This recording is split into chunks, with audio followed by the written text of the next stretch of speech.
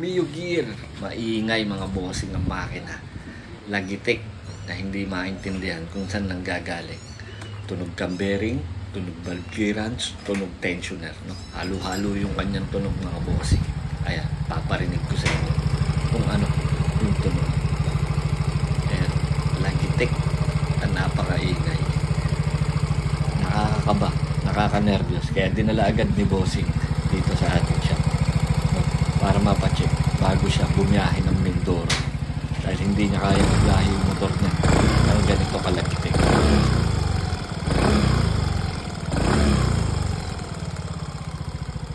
Medyo ninervyos si bossing.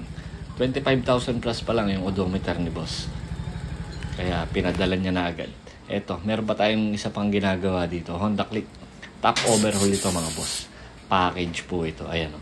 Bago na yung piston ring niyan, bago na ang head gasket. Siyempre nilinis ang piston, patili yung black, siyempre nilinis din. Ayan o.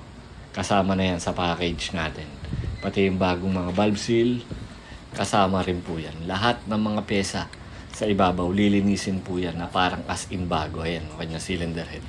Bago na po yan. Nakakasa na, ready na para isalpak mga boss. Nandyan yung mga pinagpalitan. No? Head gasket, piston ring, valve seal, tas din rin yung coolant. Yung coolant na ipapalit, kasama rin po yun. Port and polish, valve lapping, kasama rin. Throttle body cleaning, FI cleaning. Boss. Kasama yan sa package na 4,000 pesos na top overhaul sa Honda Click mga bossing. At ito yung Mio Gear na malagitik.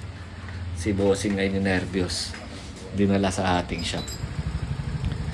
Tunog, cam bearing, tunog tensioner, tunog valve clearance. Pero wala doon sa mga yun, sa aking mga nabanggit. Ito yung lagitik ng makina ng Mio Gear na ito na ating naririnig. Dito, mas narinig siya sa side na ito mga bossing. Ayan, grabe ang ingay. Sasabihin ko sa inyo kung ano yung issue nito mga bossing bago matapos ang video na ito. Batang bata, 25,190 kilometers to be exact mga bossing. Mio Gear 125. At ito yung Honda Click natin tinap overhaul. Ganyan siya kalinis mga boss. Sinabay na rin ng naka Mio Gear dahil babiyahe siya ng Mindoro, nagpapalit na ng fuel filter. Ito yung before at ito po yung after mga bossing. Pilitan natin ng bago at balikan na natin yung Mio Gear kung ano ba talaga yung naging issue. Ito mga bossing, maluwag lang po ang spark plug at spark plug cap. Yung lagitik na yun lang po yung inyong naririnig. Ito yung tunog ng makina niya ngayon. Normal na ulit. Walang kalagi-lagitik mga bossing.